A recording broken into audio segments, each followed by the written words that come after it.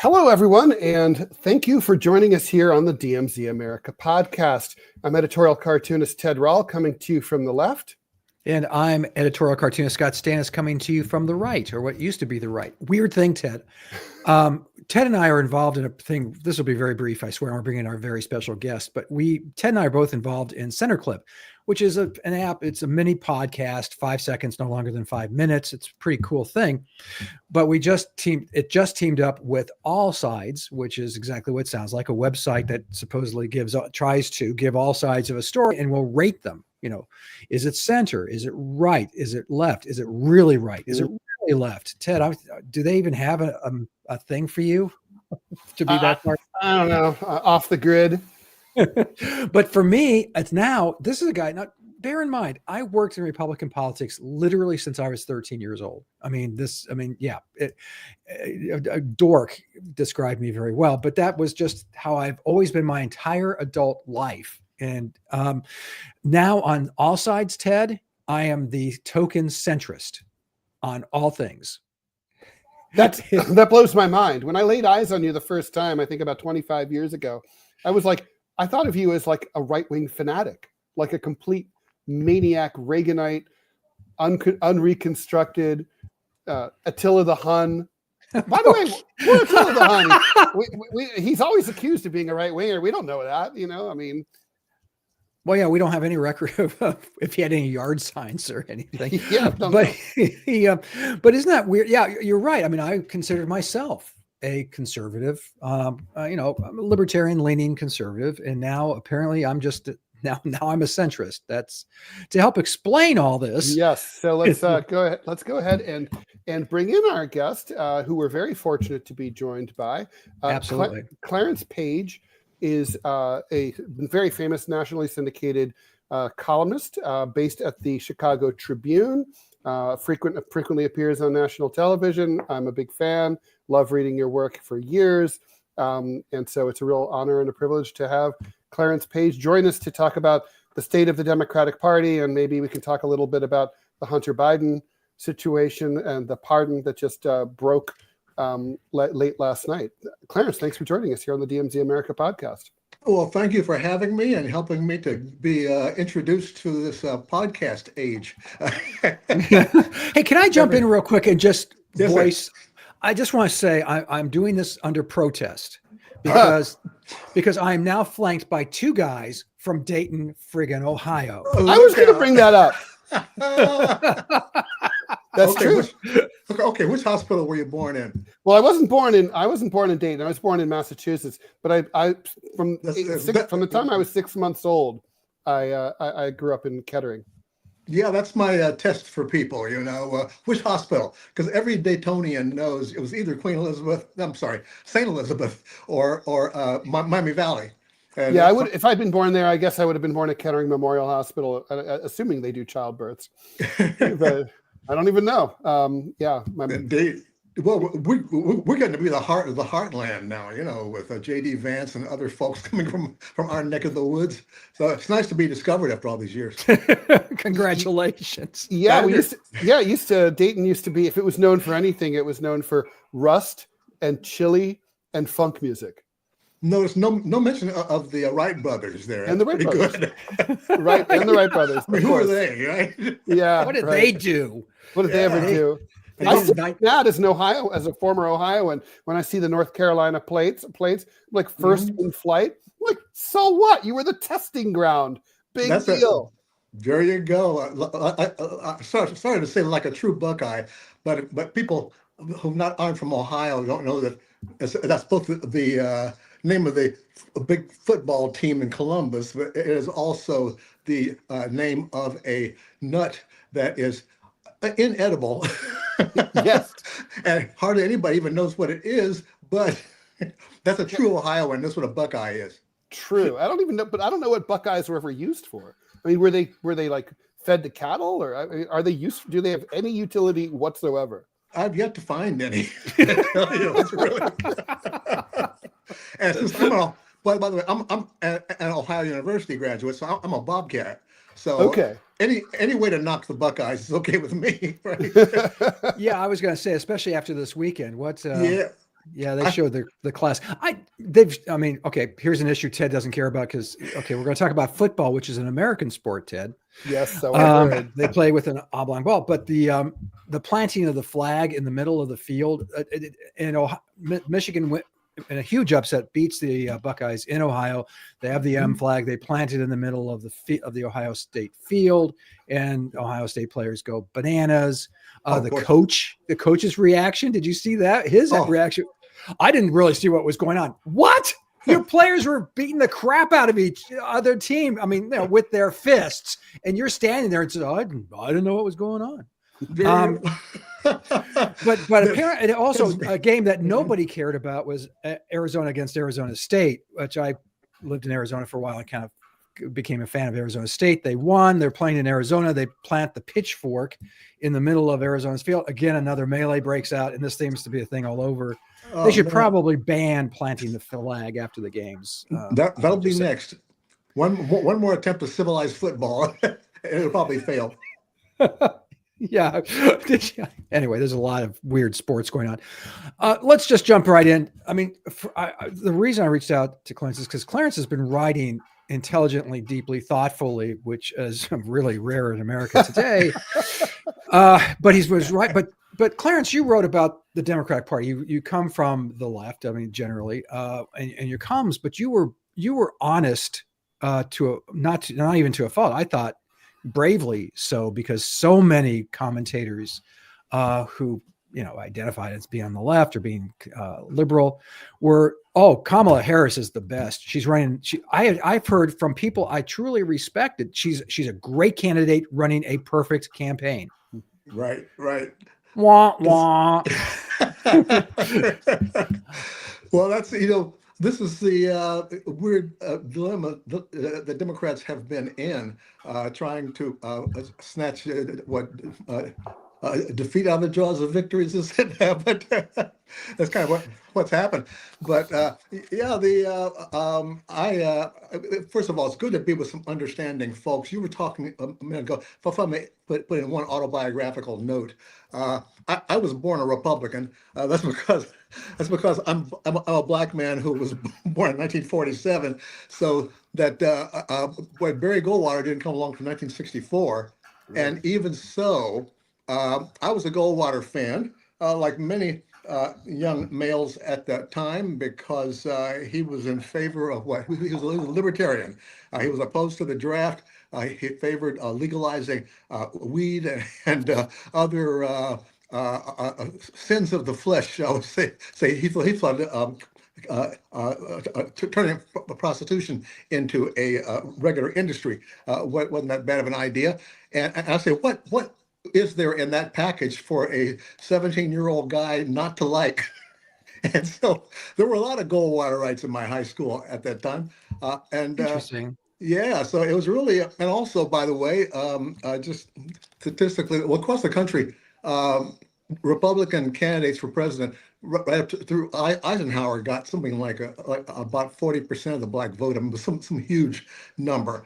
People loved Eisenhower across color lines and all. And it wasn't until Goldwater came along that you saw the flip, where black folks who've been grateful since the FDR days flipped over and became pro-Democrat, because the Democrats were the party of the South, and so they were verboten until the late 60s there, and it flipped over completely. Now, you guys understand, having a young son in this era now, my boy is defecting over back over to the Republican side. Really? Yeah, because of Joe Rogan and all these other influences. He's part of that the manosphere. Manosphere and the Manoverse, right? Which I wrote about briefly. I'm going to write more. In fact, the young man and I are talking about putting a book together that will, father-son enterprise that will transcend this generation gap. Cool. It's a hell of a project. Somebody's got to do it. So we want to, but anyway, thank you for letting me slip that in there, because in the context of this year, as we see more Black and Hispanic voters going that way, and been generally enlisted, recruited by Republicans, after many years of giving lip service to it. I think we may be in for a transformation or a realignment, which is that magic word that we journalists love to say, oh, we're in for a realignment this election. Well, it's really kind of happening right now. And so it's going to be interesting to see what happens. We all want to be where things are interesting, right? Yeah, you mentioned the history real quick. Just like W.C. Handy, for instance, wrote the campaign march. Remember campaign marches? I mean, those of us who love history, maybe one of the last ones, but he wrote the campaign march for Eisenhower in '52. Okay. W.C. Handy, for those of you who don't know, is the father of the American blues, famous Memphian, had a club down in Beale Street for decades. That's right.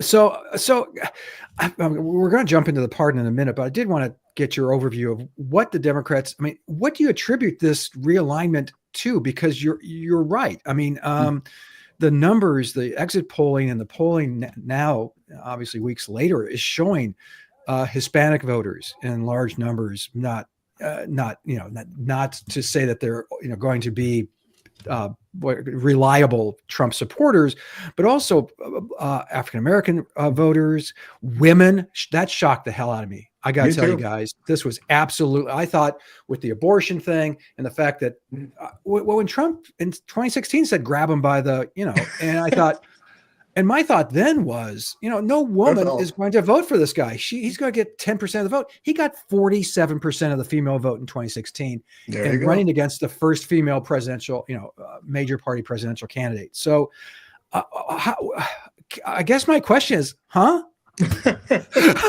I mean, really? Well, we got to break this down a little bit. For one thing, Republicans genuinely have been, like I said, giving lip service, but a little bit more than that on various occasions to getting black voters back. And also, we got to talk about regional influences here.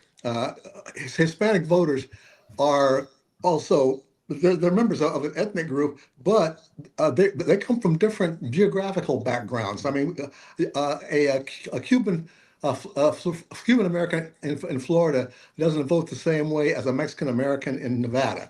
And you can see this on the numbers. That's where you saw people were astonished to see in the primary how well Trump did in Florida. And same thing is true now. Because you got a lot of people from Cuban families, Nicaraguan families, other families who are here in America because we're running from the communists down in Latin America. And they are a very loyal group. And look at the senator from Miami there, Rubio, about to be our next Secretary of State, looks like. For years, he's been carrying the flag for the Republicans, and he hasn't been getting heat for it, but quite the opposite. That's a very important position to take in Florida. You can go on and on. But with the women, especially, and young white males, this is a group that for a number of years, it's hard to call them an organized group because they aren't organized. They cluster around certain media, for example, as I mentioned, the Joe Rogan model. And in recent years, more studies have shown what low-income and struggling working class white folks doing as badly as traditionally we think of black folks voting. As I mentioned, I come from J.D. Vance's hometown, Middletown, Ohio. So everybody knows Middletown now, right? Because we all see the J.D. Vance profiles or have read his book. I talked to J.D. back when he first rose to prominence, and I said, what part of town are you from? And we decided that I'm going to do a book like Hillbilly Elegy from the other side of town. And but if anybody cares anymore, frankly, a lot of working class black folks, as my family was, have left because Middletown seen much better days in the past. All of Ohio has seen better days. For sure. Industrial state. I mean, by the way, do you know how much the tuition was at Ohio University in 1965? I can't even imagine it. I'm going to cry thinking about it. Of course, most of us alumni don't remember, but I looked it up. Well, in 1965, when I was applying, $770. Wow. For the year. And if you got room and board, the dormitories there was $1,240. And I mean, I could work in the steel mill, which I did. Worked at Armco Steel during the summertime, made enough money to buy a lot of beer in the wintertime over there in Athens. And to me, this is the life. I became a real good American then. But my son now, he's just turned his back on regular college now, and has gone into business with his partner here, and it's a different world for them now. And the whole country has been talking about college opportunity, how to get young people back on the kind of track that can help them be part of this technological economy. And the fact is, our economy and the country is changing, and our politics takes a little while to catch up, but they will. Well, you brought up J.D. Vance. When I read Hillbilly Elegy and I watched the movie, I felt some commonalities with J.D. Vance. I saw some truth in what he had to say, right? And it's hard to be in part of a country where you feel like you're forgotten, left behind, that neither political party or the media seem to care much about you or notice you. Scott and I have talked about it here many times and offline about how, the major sense, like where I grew up, was just like, that what Donald Trump's genius, and he went to Dayton all the time in 2016, for good reason, was to look out the window of his limo and look at all those boarded up houses and all those closed down factories and think, God, it must suck to live here. And it's like, and that was it. That's the entire extent of his realization. But that's more than, for some reason, Hillary Clinton was able to grok in 2016, or if she grokked it, she wasn't able to express it. And Kamala Harris didn't seem to really be able to connect to that sense. This isn't really about, well, inflation's getting better than it was. This is about 40 or 50 years in the making of deindustrialization, failure of the federal government to come up with job training programs, all those kind of things, like community colleges allowed to languish. There's just so many problems. Yeah, and that's why a keystone of Vance's campaign and Trump's campaign was NAFTA. NAFTA was, and I had no idea at the time what was going to happen with NAFTA. We were happy to see our steel mills and paper mills, et cetera, because we have this great industrial belt across Ohio. Just go up I-75, man, and go up there. 60 years ago, go there now. And all those brand names that were there aren't there anymore. General Motors, National Cash Register. You could just go on and on. And I promise to list all these in my book whenever I write it. But that left a lot of bitter folks behind. And NAFTA takes a lot of heat for things that it wasn't responsible for, but there are the things that was. And the reaction of people, the big money folks, was too slow. And that includes big money Democrats, that they have just more recently now. So we got to rediscover our own working class base and our own union base, because they have been losing it in recent years. And so I think right now it's just as well that they do take a break, because the Democrats haven't been making any news lately. It's best that they do lay back on the ropes and assess what has gone on. And where we're headed. So they'll be ready for the midterms, and we'll see what happens now if they respond with more of a coordinated campaign. Yeah, there are some that some Democrats are saying that there's nothing wrong. I mean, if Smirkonish's Mike Smirkonish's newsletter this morning forwarded a story about that. Some of them are just like, well, nah, nothing's wrong, really. We're doing just fine. And you're going, well, you lost the House, you lost the Senate, you lost the White House. I'm trying to see the silver lining you're seeing, because nobody, who's not on copious amounts of mushrooms is seeing this. Can't turn to the Supreme Court either now. And right. No. And look what's happened. Democrats had a great issue in the court tossing out abortion rights. And it didn't work for them as well as it should have, because they just didn't have a coordinated campaign to take advantage of it. Well, Clarence, don't you think with the abortion thing, I thought it ended up being really interesting. I didn't see this coming at all. Like everybody, I thought that the states where abortion had a ballot referendum was going to draw pro-choice voters, and that was going to boost Democrats. But it had the opposite effect. It allowed voters to split their ticket and vote for abortion rights and for their anti-choice Republican candidate. They were like, it's a la carte, right? It's like a Chinese menu. I'm taking one from A and one from B. In a way, they might have been better off without those. Yeah, after decades of encouraging people to take your time and split your vote if necessary to help the party, this time vote splitting didn't help the Democrats as predicted, and they're still trying to figure out what went wrong with that. But it's really, I think, articulating a message that works. Kamala, bless her heart, starting late did not help her. By the time she got, what did she have? 2 months of campaigning, really? And during that time, did they come out with a platform? Well, didn't get around to it because Republicans have been running without a platform except for Donald Trump. The last couple times around, and that it didn't work. They didn't have a good response to Trump's campaign. And to his political line. And that is why people are talking about, are we in for a realignment? Because we've seen this happen with Democrats and Republicans, for that matter, in the past. Clarence, let me ask you about something it's a theory that I sort of worked up over the last couple of weeks. I'd love to bounce it off you and see what you think. So I think Democrats kind of made a mistake in thinking that they'd really truly won an open and clear victory in 2020. But in fact, if Donald Trump hadn't committed political suicide by telling Republicans not to do early voting, not to do mail-in balloting during the pandemic, and to run away from Operation Warp Speed, that frankly was his biggest triumph as president, right? So basically, if he hadn't committed political suicide in 3 big ways, he would have won in 2020. And if you accept that assumption, then Democrats should look at themselves and say, we haven't really won since Obama in 2012.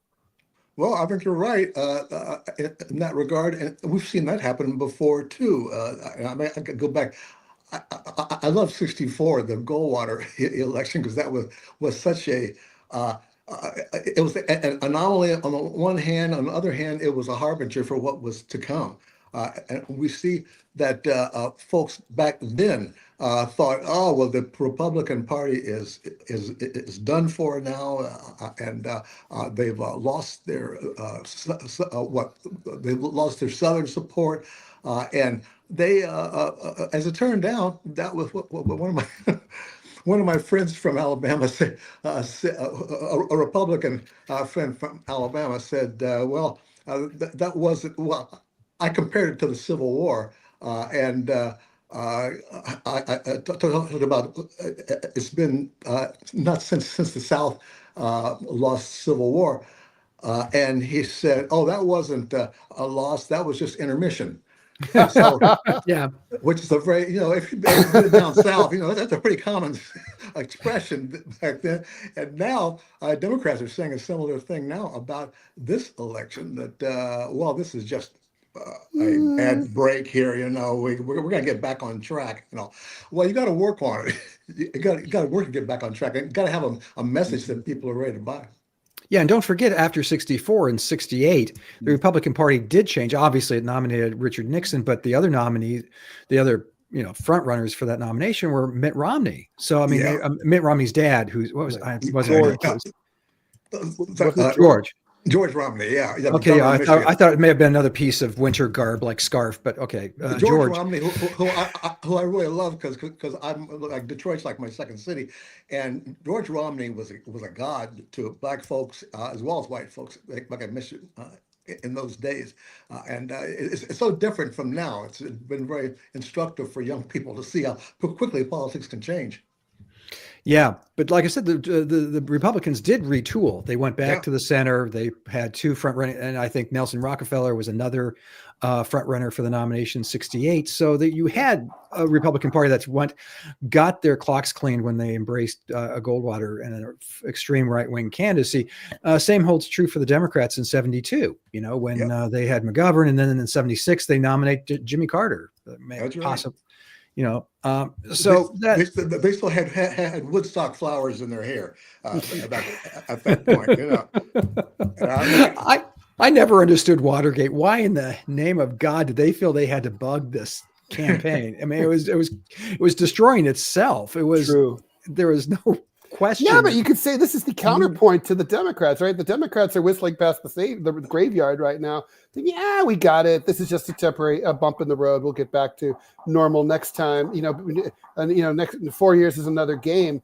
But the Republicans, they decided to go for overkill. Think about 1972. They were going to destroy McGovern anyway. But it's we want to be sure. We want to be really sure. I mean, Democrats, that's what, right now, Clarence, we're seeing the usual split in the Democratic Party in terms of the blame game, right? So the progressive, the circular firing squad is the popular as usual. The progressive Democrats, headed by Bernie Sanders, are saying, look, the problem here is you abandoned the working class, so they abandoned you. The numbers seem to bear out what he's saying. Then the center, but by the way, a lot of Democrats now call Bernie a traitor for saying that. But it's just recognizing the truth. They never liked him anyway. But then, and then there's the corporate Democrats, the DNC, the DLC, we used to call them. Those people, they, they're saying, well, we were too woke. We moved too far to the left. And I think that what's happening here is that woke rhetoric, identity politics is being conflated with the class analysis of Bernie Sanders. He's coming at this from a completely different place. It's not for him. It's not about the woke. He's against the woke too. Well, and the woke has become a trick bag for everybody because it's become an epithet, really, just something more for conservatives to call liberals, and people market this like Governor DeSantis, and then a whole slew of conservatives make a big deal out of this. Like we're also woke. And I said, they haven't talked to my boss. When have I seen wokeness around here? But there was woke started out as a T-shirt slogan. It was like Black Lives Matter.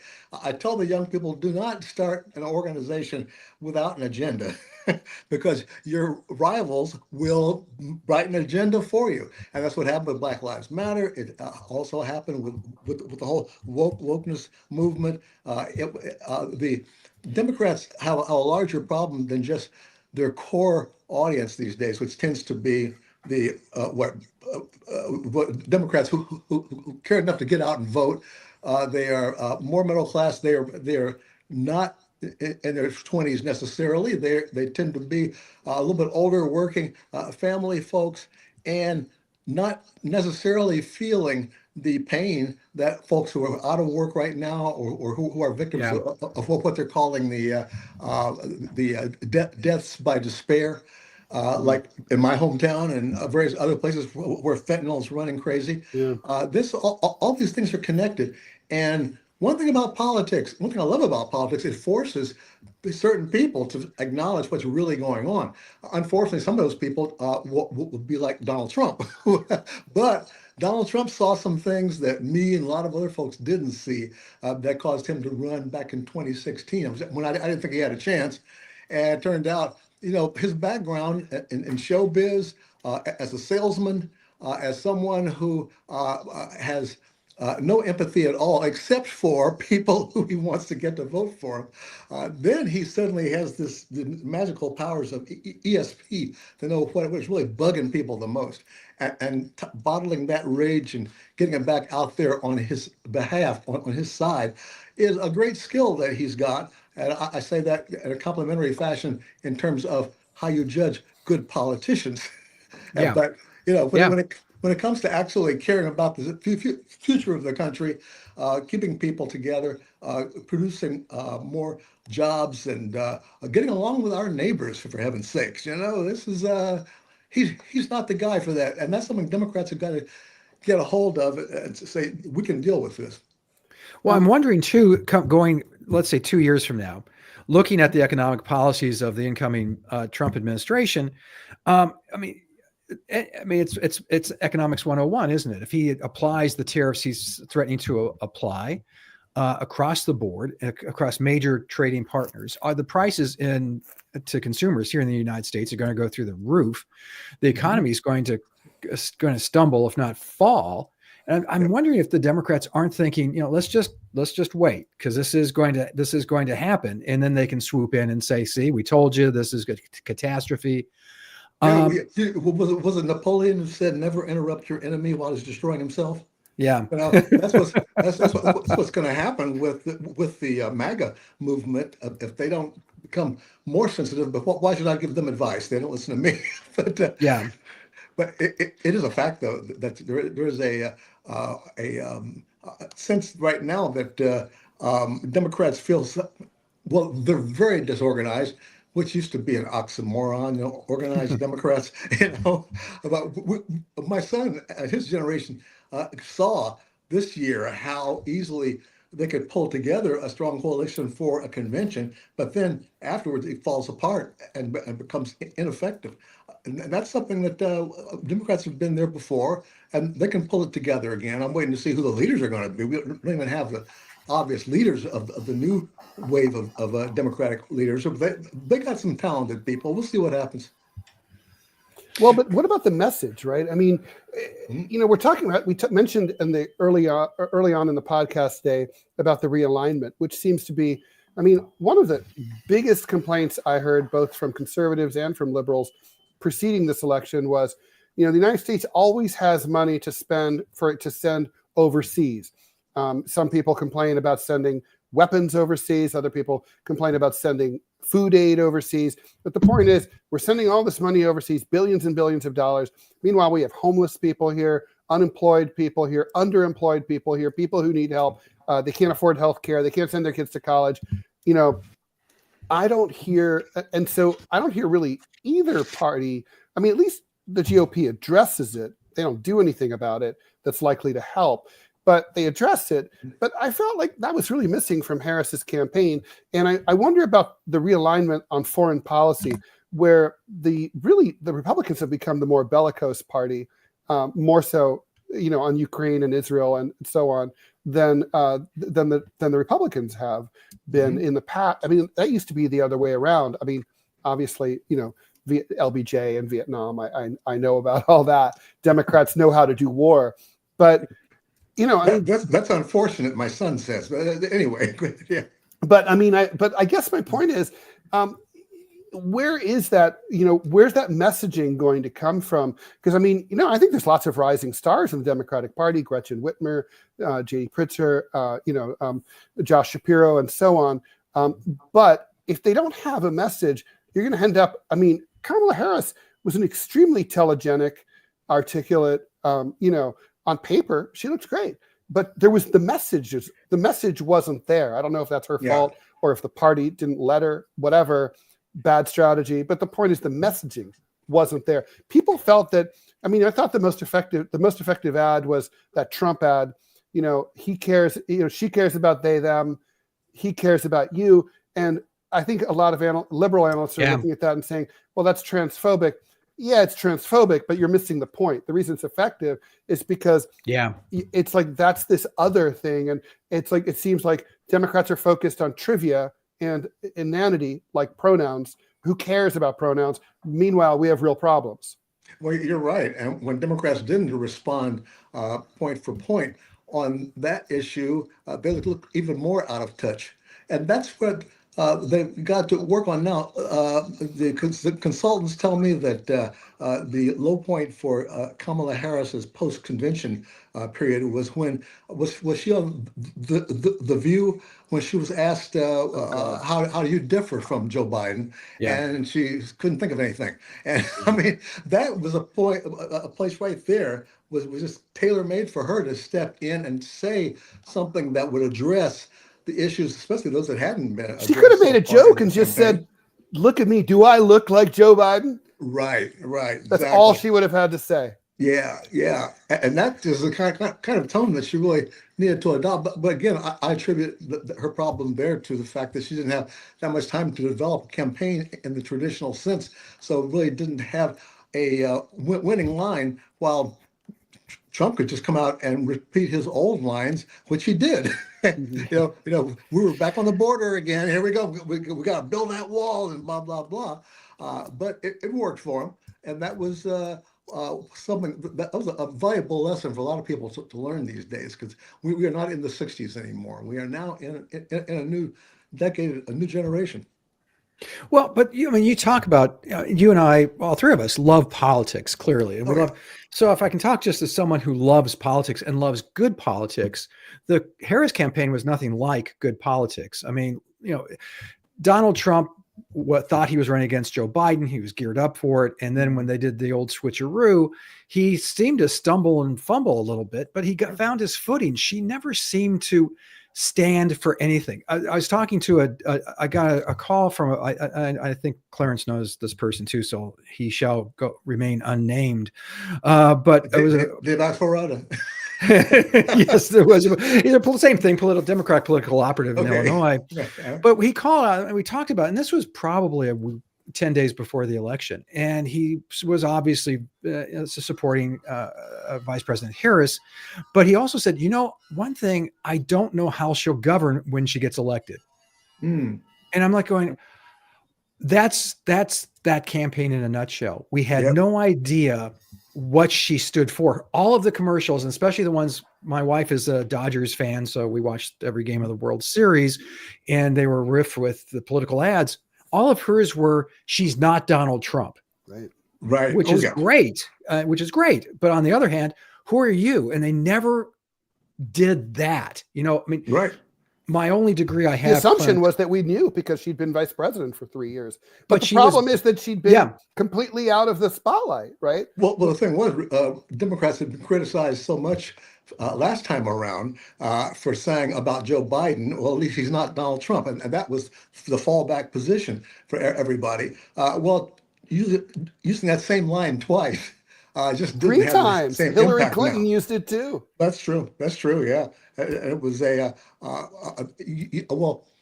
campaigns have to be, for those of us who love politics, a campaign has to be about something, and it has to be for somebody and something, and not just against. Yeah. And that was a shortcoming of this campaign. Part of that can be blamed on the shortness of time, but you got to be ready for circumstances like that. And they came so close anyway. Clarence, before we let you go, we do want to talk about the breaking story today, and that's the Hunter Biden pardon by his father, President Biden. I mean, obviously it's still a fairly breaking news story, but what's your take on this? Well, I was surprised only because I thought Joe Biden wanted to steer clear of that whole issue as much as he could, but he has not, and he'll give Fox News a lot to talk about for the next week or so. But I think that for Biden, I think about him and his family, Joe Biden. Him and his family relations. First thing I thought of was he figures Trump is going to make an issue out of this, as he always does, and so why not just get this issue out of the way so that he won't have that to beat Joe Biden over the head with, or other Democrats. And I think that the very thought of his son, I can't imagine Joe Biden peacefully watching his son go off to the slammer. For this kind of an offense, and that would be enough for him to break his earlier vow not to pardon Hunter. And at the same time, there are a lot of folks out there who would see. I think the fact is that the Hunter Biden pardon comes at a time when they need some kind of an issue on the Democratic side that can take people's attention off of that bad history.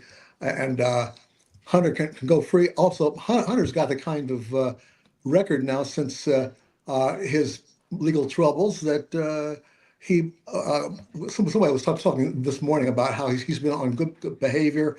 He has answered the usual criteria that would qualify somebody for a pardon, and it only makes sense out of genuine fairness, if fairness means anything anymore.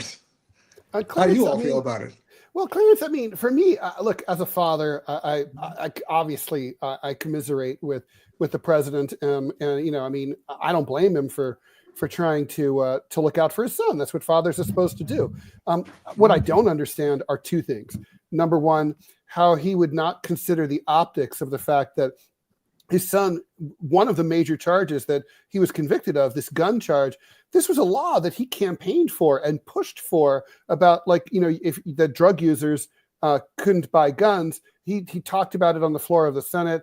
And so he helped to send a lot of Americans to jail for violating the very same law. So why not, why not do something that looks more like this? My son's experience has sort of given me some insight, and I'm thinking, I should give a blanket pardon to everyone who's in the same situation as my son included, but everyone else who's currently serving time, I want to wipe their records if they already served and left for this kind of offense. It was too draconian. We were hysterical with the crime bill in the 90s. I'm sorry about that. Why not think about, like, you can't, that issue. And also, why paint himself into a corner and say over and over and over, including as recently as November 7th, I'm not going to pardon him. I'm not going to pardon him. Why not just, like, not comment on it, no comment, or I'll think about it, or I don't know, or maybe not, or not, none of your business? Why repeatedly just say categorical, I am not going to pardon my son, and then do it? I mean, he lied. I would, well, having covered Joe Biden since the late 80s, I still find it hard to imagine him answering no comment to anything. Number one. Number two, he should have, I think you're on the right track. If I were him, I would preface this by saying fairness is what I'm making this decision for, and saying that he does not see a way that Hunter is going to be treated fairly by this administration. I don't think anybody would say that he's wrong with that. And he's going to take hits for it no matter which way he goes. But at least that's the way I, as the father of a young black male, feel about it. That you want to give people fairness, not necessarily a break, but you want fairness. Yeah, no, I mean, I get that. I mean, it just seems like it also has the toxic effect of politicizing the DOJ in a way that, basically he sounds just like Trump, right? It's like, the Justice Department went after my son unfairly due to political reasons. They wouldn't have gone after him if it wasn't for the fact that he was my son. Well, I mean, and by the way, isn't that weird? Because it's his Department of Justice. That's right. But politics is full of irony. And the other thing, what bothers me most about this story is the imperial presidency, the Supreme Court's decision on presidential immunity, which seems to be so overarching and so contrary to the concept is that no person is above the law in this country. Well, apparently there is. Right. And this pardon plays into that scenario and just puts a lie that anyone who is the president, is just another guy. It's not true anymore. And that's a dangerous precedent. And one I have to believe our founding fathers would just be absolutely aghast at.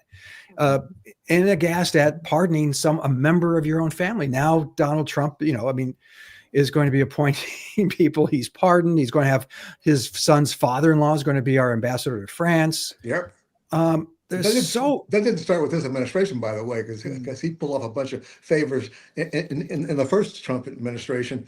But nobody's surprised when Trump displays corruption.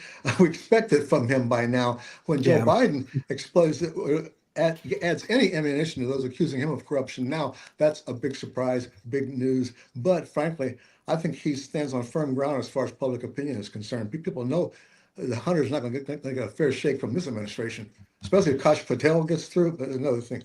Why not wait for sentencing? I mean, the sentencing was going to take place prior to Trump taking the oath of office. He could have waited to see how that shook out and then made his decision. Yeah, I hear that every time a president gives out a pardon. Why not wait until after the conviction?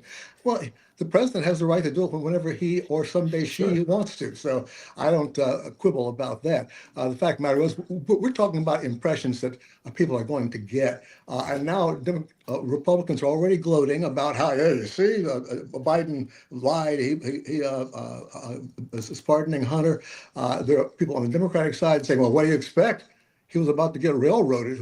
Hunter was already getting railroaded back into court after he'd made a plea deal on this whole thing. I mean, the whole story stinks.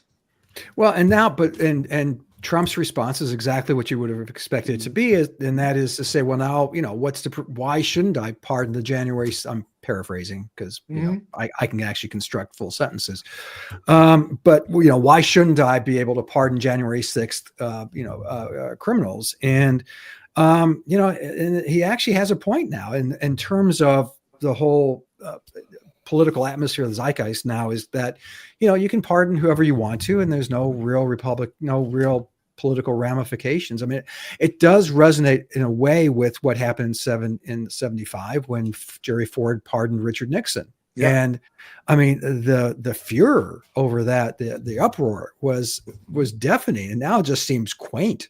Yeah, although that's different, right? I mean, that the thing is, looking back, it's pretty clear that Gerald Ford, rightly or wrongly, was interested, at least in large part, in trying to help the country move on past Watergate, so we wouldn't remain obsessed with this Richard Nixon figure, who really we were obsessed with at the time. For those of us who remember. We all do. And some of us do. I remember it. I do too. But I remember it very well. And he was a figure that he was like Trump in the fact that we talked about him all the time. And Ford, basically thought we got to like move past this. I mean, with this Hunter Biden thing, it seems very self-dealing. And Clarence, I really wanted to get your take on something that is very Nixonian, that big sweep of time. That basically, even if we now discover that Hunter Biden killed someone between 2014 and 2022, that's cool. No big deal. He can't be charged. Was it in the middle of Fifth Avenue? Could have been anywhere. I mean, literally, he's got a get out of jail free card for every federal offense from 2014 to 2022. A lot of our notions about justice have been challenged here, but they need challenging. We need to talk about just how fair is our system. I was appalled when Chief Justice Roberts said, "Yeah, the president's got special immunities. He is above the law." Blah, blah, blah. That's essentially what that decision says. That just shakes up everything I've learned about a grand old flag since I was a kid in school.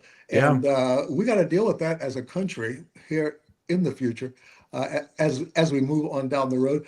But as far as the Hunter Biden case is concerned, we see that now. Yeah, it happens on both sides. One of the great American expressions. Yeah, both sides do it. Well, Clarence, let me ask you about the DOJ. You brought this up. The DOJ has a policy, as you know. Someone authored a memo a number of years ago that says DOJ policy is we don't prosecute a sitting president. And okay, but that's just a DOJ policy. That's not in the Constitution. It's not in a law. It's not even in a traffic code. So why do we take it seriously? Why is this like something that Moses brought down from the mountain?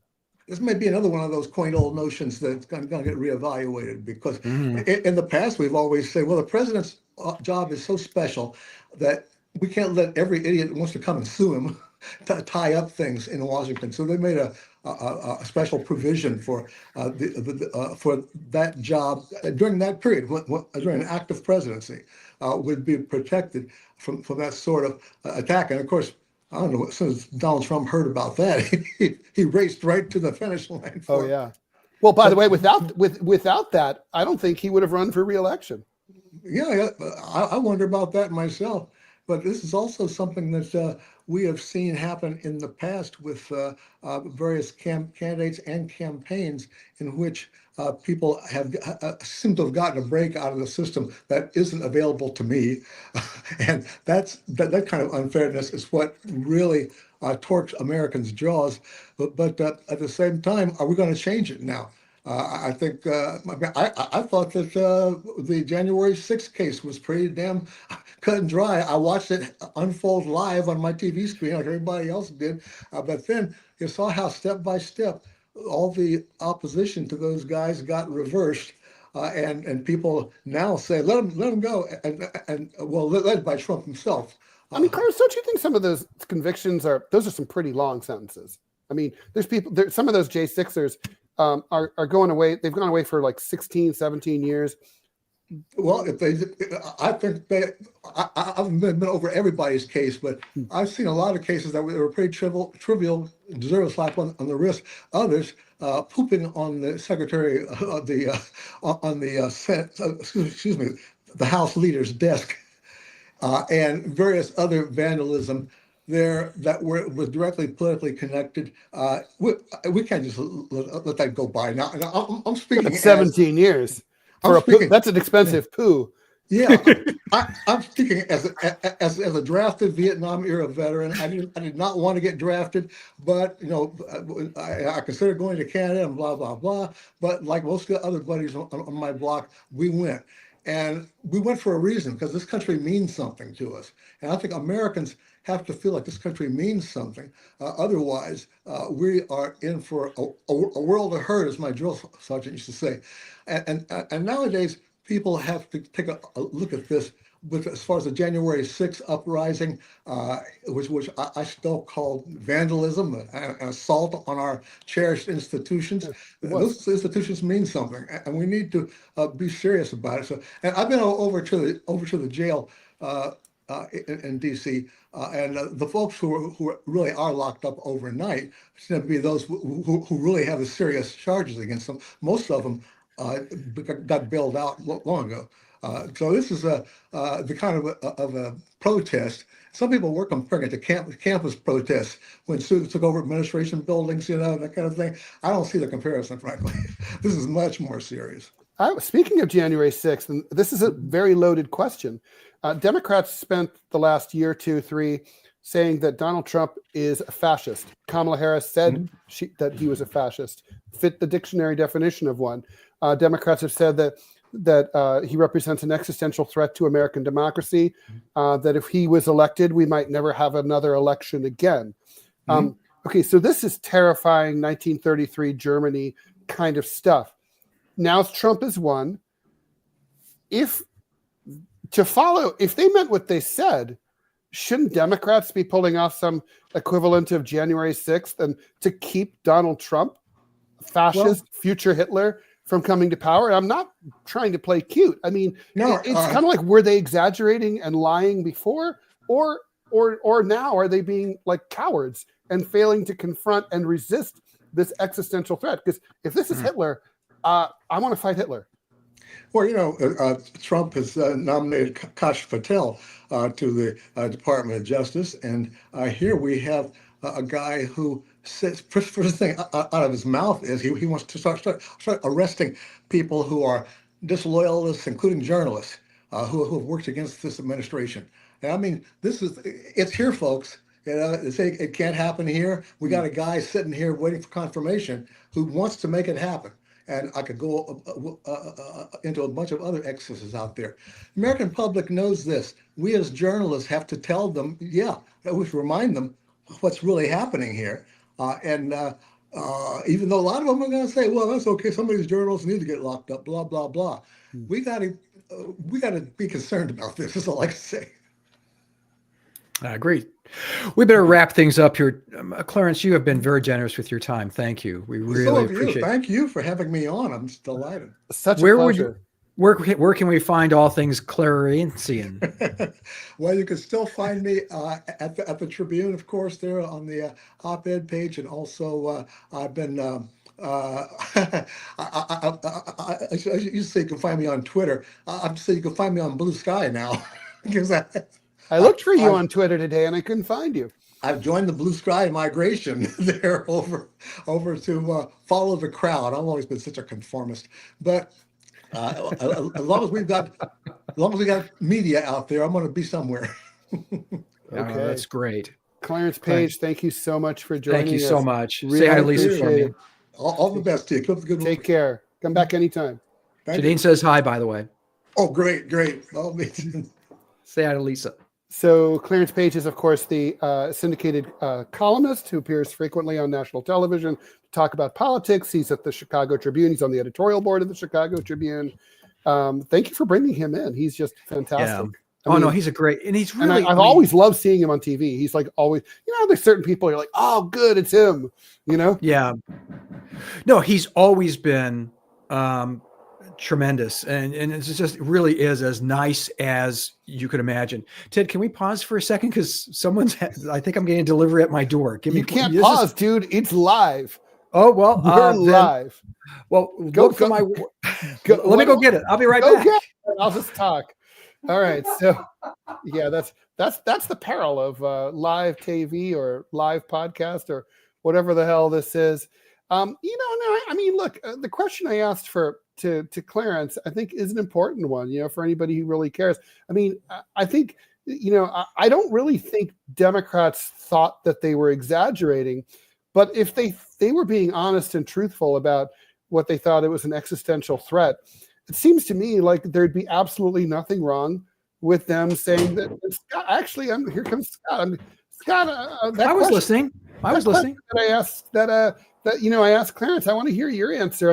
Seriously speaking, look, in The Dead Zone, the 1978 film with the Stephen King film that stars Christopher Walken. Great movie, by the way. One of the better Stephen King movies for sure. It's about a guy who finds that he can change the future, and he asks his older World War II surviving Jewish doctor, if you could go back and kill Hitler as a baby, would you? And the answer to that question in the movie is, well, let's see. I'm a doctor. I'm sworn to protect life and not do harm to anyone. So I'm sworn to protect the innocent. So he's like, so of course I would kill the son of a bitch. And that drives all of Christopher Walken's motions going forward in the movie. If it's 1933 minus 60 days, we're kind of like just ambling to disaster, and we're going to just walk off the edge of a cliff like a herd of bison. Right? Yeah, it's sort of like, well, because the question is so loaded and can get you in trouble if you say yes. Someone should take Donald Trump out. If they truly believe he's the next Hitler, if they truly believe he is the arbiter and will be the architect of the fall of American democracy as we understand it, then is violent action called for? More to the point, I'd like is a revolution, which makes more sense, or even huge peaceful protests, by the millions, making it impossible to conduct. But that doesn't happen here because we have the laziest generations on earth in the history of our speech. We try to do it, and protests don't really work. Our political class isn't responsive. You and I both know how long did the communists and the socialists protest and have riots in Russia? It was years and years and years. Well, the first attempt was 1905 before. Yeah. 12 so years think earlier. about that. So 12 years. We have one protest. Do you remember it was after, I'm trying to think if it was after Sandy Hook or it was Mothers Against Guns or whatever it was. And they were going to have the Million Mom March. And they were going to do that every year until there was, serious gun control laws passed by legislation. They had 1.5. And they didn't get 1 million people. It was Louis Farrakhan, right, who had the first Million Man March. You should never broadcast the number as part of your name. Like the million, unless your name is like 10. We're going to be the 10-man march. And then if like 14 dudes show up, you've totally won. But the Million Mom March, it was a bit It was a big turnout. It was 800,000 plus. So that's still sizable, but they were going to do it every year. When Donald Trump gets elected 2016 and 2017, they have protests, and we're going to have these nationwide protests every year until he's out of office. Mm-hmm. They did it once. Yeah. And that was it. Well, there was a kind of they did it 1.5 times, kind of. Again, that seems to be the pattern. 1.5 times. So if we're watching the end of liberal democracy in North America end, because we also know that up in Canada, as we've talked to, we had DeAtter, the cartoonist from up there, Michael DeAtter, and Michael described that they are going to probably elect a Trumpian type leader in the next year or so. So this is the end. If this is the end of liberal democracy in the Western world, it sure is going down with a whimper. I mean, Marx was right. We haven't exactly sold them the rope, but we've kind of bought the rope ourselves, and we're hanging ourselves. I mean, this is the fact that there is no. You're right, Ted. If they truly, sincerely believe, and they seem sincere in every way, that this is Hitler coming into office, who will destroy the Constitution, the United States as we know it, and they're doing nothing. I mean, well, no, they're inviting Hitler to the White House and hang out in front of the comfy fire, and they're having coffee together or tea or whatever they're having. They're going to attend Hitler's inauguration. Everyone's going to shake hands and be polite. I mean, they're doing something. It's just not. I mean, like in the movies, when Hitler's around, it's obvious that everyone's supposed to join the resistance. You get your beret, you get your little machine gun, you a couple good bottles of wine, you hide out in the countryside, you shoot at the crowds as they go. But we're not joining the resistance, right? No, I mean, no. There is, and I don't think we ever will. No, I don't think. The only resistance that would be truly effective and or scary would be the right-wing militia types who, have a compound in Montana and their own constitution. I mean, they are actually the only hope ironically, they're the only hope for freedom in this country. And that's the backbone. They're the wrong people. Yeah, that's the backbone of MAGA America, is the people we just described. So, I don't know. I mean, I do know. I mean, could I kill baby Hitler? And it's a practical. I'm just saying, as a human being looking down in a crib, and I know that's baby Adolf Hitler, but it's a baby, and that baby hasn't done anything yet. Right. So it's easier said than done. It's like when they say, if someone killed a member of my family, if they put him in a room, I'd torture him and then I'd cut his throat. It's like, okay, yeah, kind of. But you wouldn't, because it's tough. It's very difficult to do those types of things in real life. Talking about that, but I'm just sort of like, at bare minimum, if you really think this is Hitler, shouldn't you be like, we're not attending the inauguration. Yeah. We're not inviting this asshole to the White House.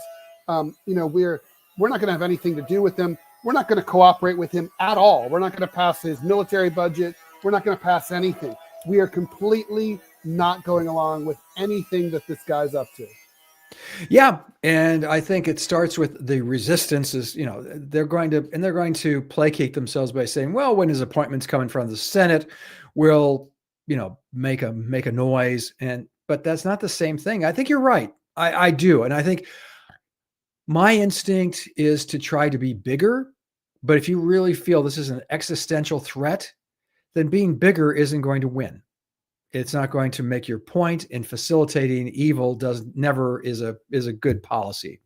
And trying to be nicer than evil is never, a workable policy. So on that note, we should probably wrap things up.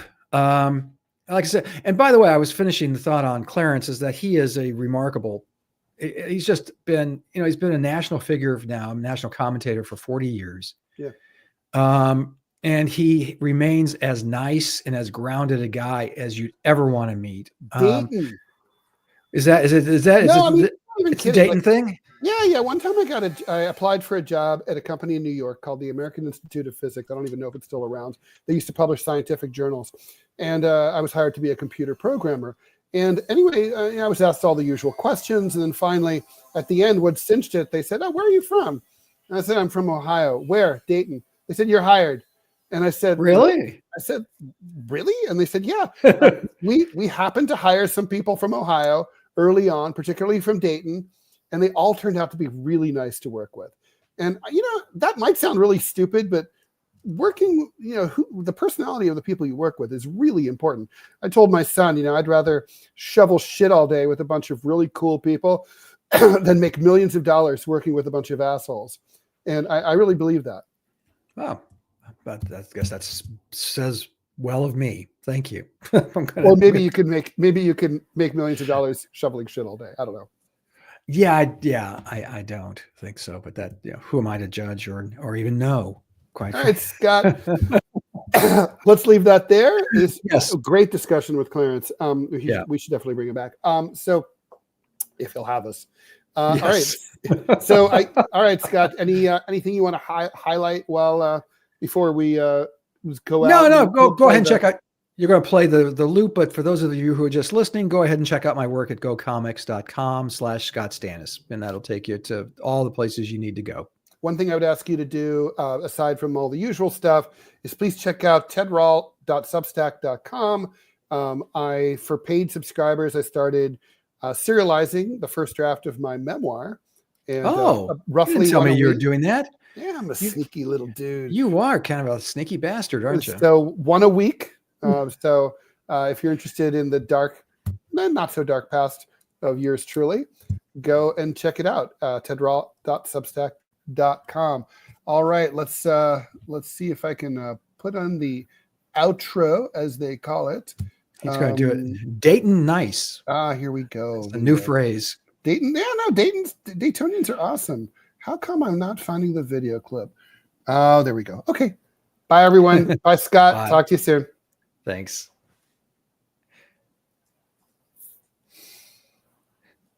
Ted's cartoons are Roll.com. Who I were.